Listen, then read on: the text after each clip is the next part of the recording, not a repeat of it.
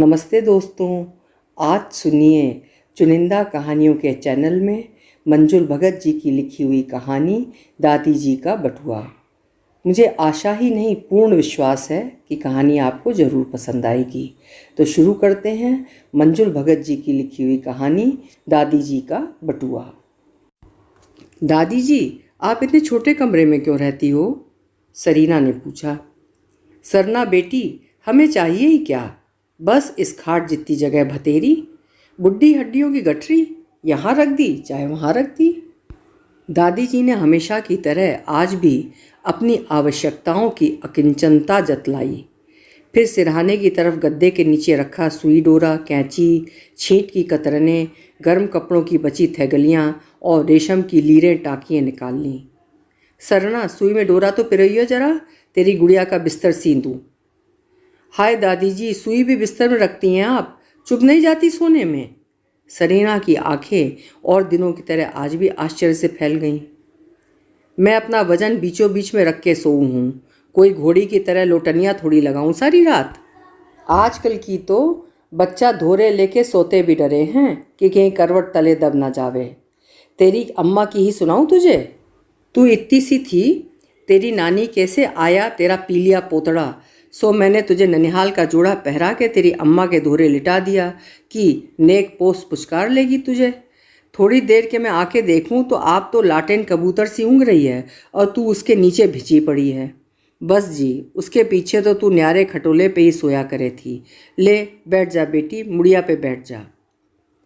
मुड़िया पर बैठने का न्योता दादी जी की ओर से पोती के लिए स्नेह का अतिरेक था। सरीना मुड़िया में धंसकर बैठ गई। मुड़िया का झिंगला घेरा माँ की गोद सा आरामदेह था, एक काहिल बेतकल्लुफ़ी से भरा हुआ। पर माँ की गोद नायाब चीज़ थी जो सिनेमा, क्लब और बाजार से बचकर कभी कभी ही नसीब होती थी। मुड़िया पर बैठकर दादी जी नहाया करती थीं। वो उनके वजन के अत्याचार से ही पिचक गई थी। दादी जी के कहे मुताबिक कहारिन उसे धूप में सुखाकर वापस उनके कमरे में पहुंचा देती। इस वक्त वो उस पर अपने दुखते गोड्डे वाला पाँव टिकाकर खरबूजे के बीज छील रही थीं। दादी जी, ये वाली मुड़िया तो बिल्कुल ही टूट गई, सरीना ने कहा। तो आप नई ले लो। क्यों? तेरी दादी ही एक रोज़ टरक गई तो तू क्या नई ला धरेगी? क्यों री? तेरी अम्मा से काजल नहीं गेरा जाता तेरी आंखों में? क्या कोरे दीवे सी सुनी सुनी लग रही हैं? यहीं ठाला काजल की डिब्बी, मैं ही गेर दूंगी, फिर देखियो क्या पट बीजने सी चमकने लगेंगी। माँ की एवज में डांट खाकर सरीना ने गुड़िया के बिस्तर की याद दिला दी। दादी जी ने बीजों के लिए पहले एक नन्ही सी थैली सी, फिर उन्हें उसमें भरकर तकिए के नीचे पहुँचाया, फिर छोटे छोटे गद्दे गदेले सीने में लग गईं। देखी मेरे हाथ की सीवन, तेरी गुड़िया की रजाई में बर्फ़ी का डिजाइन भर दिया। दादी जी, आपको गुड़िया गुड़िया खेलने का बहुत शौक़ है ना? सरीना ने हंसकर पूछा। धत, जब बड़े भैया इत्ते से थे तो मैं उन्हें बहलाने को दुकान दुकान खेला करूँ थी, बताशे जितनी पूरिया पोया करूँ थी, और बड़े भैया तो हमेशा गाहक बन जाया करे थे। बस गपा गप 60-70 पूड़िया खा जाया करे थे। पर अब तो वे बड़े हो गए, एक दिन तू भी बड़ी हो जावेगी, मैं अपनी बिटिया को विश्वे पैरों मांग भरे देखूंगी, है ना? दादी जी यकायक गंभीर हो गईं। सरीना ने दादी जी की आवाज़ में आस साध के बीच झलकती उदासी को पकड़ लिया। फिर आप गुड़िया गुड़िया किससे खेलोगी, जैसे अब दुकान दुकान नहीं खेल सकती? दादी जी की आंखों में खौफ तैर गया। सरीना ने बात का रुख बदला। दादी जी, आप पिताजी को बड़े भैया क्यों कहती हो? वो तो आपके बेटे हैं। लो सुनो लड़की की बात, अरे वो इतने बड़े हो गए, ऐसे बड़े ओहदे पे पहुंच गए, भला अब मैं उन्हें बेटा बेटा कहती अच्छी लगूंगी? उनकी नौकरी लगे पीछे तो खुद लाला जी ने भी उन्हें आधे नाम से नहीं पुकारा, हमेशा पूरा नाम लिया, जुगमंदर प्रसाद। फिर भला मैं ही क्यों जुग्गी जुग्गी पुकारती? पापा का पेट नेम जुग्गी था? अरे बस री मेरी नानी, चुप कर जा अब। पर घर वालों को अपनी हस्ती का एहसास दादी जी दूसरे तरीकों से जब तब कराती रहती। सरना, अपनी अम्मा से कह दीजो मेरे लिए सफ़ेद स्लीपर ला देगी रबड़ के। सरीना की माँ ने शहर छान मारा पर स्लीपर सिर्फ काले ही मिले। दादी जी ने पुराने फटे हुए फेंकी दिए थे। उन्होंने नंगे पांव चल चल कर फफोले डाल लिए पर काले पहन कर नहीं दिए। मरे मनहूस से लगे हैं, जैसे चील कौवे हों। सफ़ेद तो बगलों से सुहाने लगे हैं। उनका कहना था, दादी जी आप तो मुझे जिद्दन कहा करती थीं, पर आप तो मुझसे भी ज़्यादा जिद्दन निकली। सरीना कहाँ बाज आती कहने से। एल्ले, इस जरा सी लड़की के भीतर भी इसकी अम्मा बढ़ गई दिख है। कैसा पटर पटर बोल के दिखा रही है। अरे जो अब बिल्कुल ही कुछ ना कहूँ तो तुम तो सारे मुझे इस खाट पे धरी की धरी ही भूल जाओगे। जानो मैं हूँ ही ना। और बेटी तूने ये अपने डंडे से हाथ क्यों कर रखे हैं? तेरे वास्ते तेरी अम्मा से कांच की चूड़ी भी ना जुड़ती? अपनी कलाइयों पे तो परिबंध से कम कुछ नहीं चढ़ाती तेरी अम्मा, पर लगे सोहने हैं उसकी कलाई पर। अरे मैंने ही तो चढ़ाए थे उसकी मुँह दिखाई पे।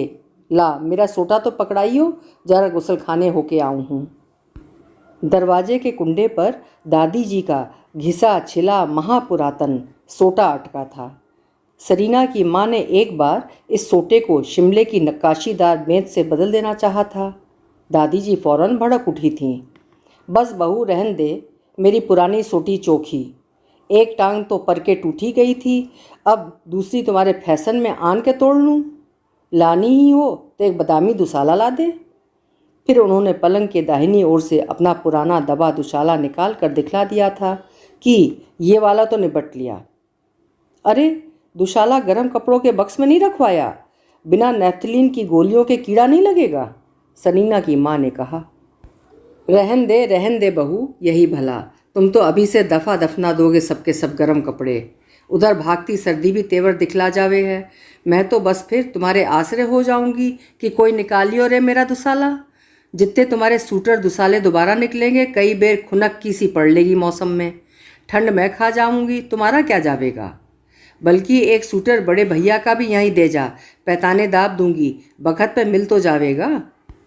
सरीना ने दादी जी का सोटा पकड़ा दिया और वो गुसलखाने जाने को उठ गईं।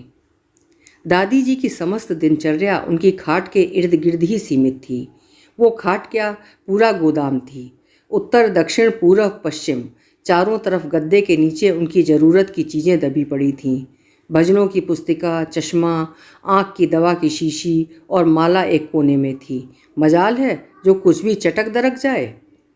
बाईं तरफ दीवार पड़ती थी और खाट का सर्वाधिक सुरक्षित कोना। इस ओर एक रंगीन पेटीकोट और डोरियों वाला मखमली बटुआ भी दफन था। दादी जी के कहे मुताबिक इस बटुए में सभी कुछ था, सिवा रुपयों पैसों के। वो जब तब सर्द आहें भरा करती थीं। सरना लाला जी हमारे वास्ते कुछ भी ना कर गए और इकला छोड़ गए। बस एक अंगूठी ये हमारे हाथ में रह गई, उनकी निशानी। सरीना अंगूठी पर मीनाकारी से अंकित शब्द जोर से पढ़ देती, फॉरगेट मी नॉट। दादी जी झेप जाती। आपको अंग्रेजी आती है? अरे नहीं रे, तब फॉरगेट मी नॉट का मतलब कैसे आता है? सरीना उनकी झेप पकड़ कर कहती, तेरे बाबा जी ने समझाया जो था एक दफ़े। वो अंग्रेज़ों का ज़माना था, तकियों के गिलाफ़ों पे भी हम अंग्रेजी हरूफ काढ़ा करे थे। ले बीज खा ले। दादी जी 3.5 इंच बाई 3.25 इंची छोटी सी ही थैली फिर सरीना की हथेली पर उलट देती। एक दिन के चटकाए बीज, गर्मियों भर के धुले सुखाए हुए खरबूजों के बीज खाली समय में चटकाती रहती थीं। सरीना कभी अंदाज न लगा पाई कि दादी जी के गद्दे के नीचे क्या क्या गड़ा है। दादी जी माई कह रही थी कि वो जब घर भर के कपड़े धोती है तब आपके क्यों नहीं धो सकती, आप खुद क्यों धोती हैं? सरीना ने पूछा। अच्छा, बड़ी बड़मा, ज़्यादा मीन मेघ ना काढ़ा कर, मिश्री खावेगी? दादी जी ने टाला। दादी जी आपके बटुए में क्या क्या है? सुपारी बस, मिश्री बस, बीज मेवा बस। अरे बस, मेरे कान ना कतरे अब, ले तू बादाम ले ले। सरीना जब भी माँ के बाहर जाने पर मचलती रूठती दादी जी के कमरे में लाई जाती। दादी जी उसे इस बटुए की करामात से बहला लेती। उसमें से बदल बदल कर कुछ उसके लिए निकल ही आता, पर बटुए की गुजर होती केवल उन्हीं के हाथों से। समूचा बटुआ उन्होंने पोती को कभी न थमाया। एक रोज़ दादी जी का जी घबराने लगा। उन्होंने सरीना की माँ को बुला भेजा। बोली, बहू मेरे भीतर बाहर जाने क्या क्या हो रहा है। फुर्र फुर्र जी उड़ा सजावे है। एक खत तो तू कलकत्ते छोटे भैया को लिख भेज कि तुरंत फुरत करके चला आवे। डॉक्टर को बुलाए लेते हैं, इतना घबराने की भी क्या बात है। बादी हो गई होगी, कल भुना करेला जो खा लिया था आपने। बहू ने तसल्ली दी, पर दादी जी ने अपनी वसीयत बोलनी शुरू कर दी। बहू, भुने करेले की बादी तो मैं पहचानूं हूँ। तू ऐसा करिए कि मेरा बिस्तर, सोटा और मुढ़िया तो तू भंगन की सास को दे दीजो। बेचारी गठिया की मारी मेरी चीज़ बरतेगी तो असीस तो देवेगी मेरी आत्मा को। बाकी पहनने के कपड़े तू छोटे मंदिर के पिछवाड़े बंटवा दीजो। ये अंगूठी तू किसी को ना दीजो, अच्छा सरना के नस्सों को दीजो। मेरा रंगीन पेटीकोट तो है ही सरना के लिए। पेटीकोट? बहू ने अचरज से पूछा। हाँ हाँ रंगीन, सास ने हाफते हुए कहा। और बटुआ मम्मी, बटुआ? उसमें बहुत सी चीज़ें भरी हैं। सरीना बात की गंभीरता समझे बिना ही चहक उठी। सरीना की माँ सास के सनकी सठियापन पर अचंभित थी। कैसा तो लहीम शहीम तंबू जैसा पेटीकोट था। सास को उस कलीदार पेटीकोट को धो फैलाकर सुखाते देखा था। हाथ का बुना बटा मोहल्ले सा 2.5 गजी नाड़ा नेफे में खुसा था। घेरा तो पूरा घाघरा था। चलो जी, सठियाई सनकी सही, पर सास इतनी फालतू भी नहीं थी। कम से कम सरीना को ही उलझाए बहलाए रहती थी। नहीं तो ये लड़की उसका तो भेजा ही चाट जाए और उसकी दुम बनी हर जगह साथ साथ घूमे। बहू ने संतोष से सोचा। अगले रोज तक दादी जी का जी अपने आप ही संभल गया और उन्होंने भुना करेला ना खाने का नेम, मतलब नियम ले लिया। छोटे भैया को खत भी नहीं डलवाया। 2 रोज बाद दादी जी अपना और सरीना का जी बहलाने का कोई नया तरीका सोचने लगी। रामू, ओ रमुआ, उन्होंने पुकार लगाई। वो नहीं बोलेगा, सरीना ने बतलाया। क्यों? वो कहता है उसका नाम राम सिंह है। रामा, दादी जी ने संशोधन किया। माता जी, आप अभी अभी किसी को पुकार रहे थे? राम सिंह ने अनजान बनकर पूछा। हाँ, तेरी ही जान को रोऊँ थी। जा नेक अंगीठी बाल ला और दिखे कढ़ाई कांचा भी ठाटा लाइए। घी की कनस्तरी और शक्कर भी लेता आइए। इन सब का क्या होगा जी? ज़रा लड्डू बोझ दूंगी सरना खातिर। उतना सब यहाँ ढोकर लाएंगे तो वहीं बैठे हम ही ना बोझ देंगे लड्डू फड्डू, राम सिंह ने खींच कर कहा। बोचे, अजी बस बोझ दिए तूने। तेरे तो पुरखे भी नहीं बोझ सकते मेरे जैसे भुरभुरे लड्डू, दादी जी ने फटकार दिया। पर राम सिंह टस से मस नहीं हुआ। हम साहब से बगैर पूछे आपके पास आग ऊग लाकर नहीं धरेंगे। कहीं मिर्गी उर्गी का दौरा पड़ गया तो सब तरफ हमारी पेशी पड़ेगी। अरे जावे ना, सरना बेटी से ज़्यादा है हमें अपना शरीर, दादी जी ने पूछा। हाँ दादी जी, मुझे भी याद आ गया। पिछली बार जब आपने ब्लड प्रेशर की दवा खानी छोड़ दी थी तो कैसा दौरा पड़ा था आपको। मुझे नहीं खाने लड्डू। पापा ने आपको आग के पास बैठने को मना किया था ना, सरीना ने भी फैसला सुना दिया। दादी जी की कुढ़न फिर राम सिंह पर उतरी। देखो रमुआ, अब से तू मेरी थाली परस के ना लाई हो। नहाता धोता है नहीं, मार मरी मछली सा गंधाता रहेगा। अब ऊँट की तरह गर्दन उठाए क्या ताक रहा है? जा चौके में, सरना लगा के लाएगी मेरी थाली। राम सिंह ने थाली लगाकर सरीना को पकड़ा दी। दादी जी ने लाख लाख आशीष देते हुए थाली गोद में रख ली और बोली, सरना जरा मसाले की पुड़िया तो पकड़ाइयो। सरीना चौके की ओर जाने को हुई तो दादी जी ने रोका। अरे वहाँ रसोई में से नहीं रही, यहाँ पैताने का बिस्तर उलट जरा। कहाँ है? यहाँ, सरीना ने कोरी निवाड़ दिखलाते हुए कहा। अरे निवाड़ के भीतर खुशी है, काढ़ ले, दादी जी ने शरारती फुसफुसाहट में कहा। छिपा क्यों रखी है? सरीना ने शरारत में शरीक होते हुए पूछा। वो मरा डॉक्टर जो कह जावे है कि दुनिया जहान का बकबका कड़ुआ मेरी आगे ला धरो, बस चल लूँगी। बस इसी से ज़रा सा मसाला लुकवा के रख लिया है। एक तो मिर्च मसाले के बगैर खाओ, तिस पर वो रमुआ पकाने वाला। एक मैं पकाऊँ थी कभी पचफोड़न की तरकारी, जड़ों तक उंगलियाँ चाट जावे थे सब। पचफोड़न क्या है दादी जी? अरे 5 खड़े मसालों का बघार। जीरा तो है ही, उसमें डालो मेथी दाना, ऊपर से राई और हींग। ये तो 4 ही हुए दादी जी। अरे अमचूर की चुटकी जो पड़ेगी। बगीचे की घास भी बघाड़ दो तो जुबान चटकारे लेने लगेगी। दादी जी को फिर अपना फीका खाना भी कुछ चटपटा लगने लगा। बनाऊं गिरी कभी पचफोड़न भाजी तेरे नस्सों के लिए। हो, सरीना अपने दूल्हे की बात सुनकर कह उठी। दादी जी का जी तो गुदगुदा गया। दादी जी, आपकी आवाज़ को क्या हो गया? सरीना ने पूछा। दादी जी ने मनोबल से काम लिया और सरीना की ओर सधी पथराई सी दृष्टि पर से पलक नीचे गिरा दी, पैताने की ओर। बिस्तर के नीचे से कुछ और निकाल दूं?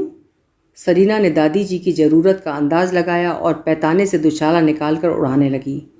थकी पलक फड़क उठी, दृष्टि पोती के चेहरे से बिंध गई। नहीं, ये नहीं चाहिए। तो ये लो, ये पेटीकोट निकल आया, पर ये पैताने कैसे पहुंच गया? दूर जाती बूढ़ी नज़र ने पोती को बुलाया, पास, बहुत करीब। आप कहाँ हो दादी जी? सरीना ने घबरा कर पूछा। दूर होती दृष्टि यकायक लौट आई और रंगीन पेटीकोट के नेफे पर अटक गई। अच्छा, इसका नाड़ा अंदर अटक गया होगा, निकाल दूं? ये देखो, इसमें तो हुक फंसा है।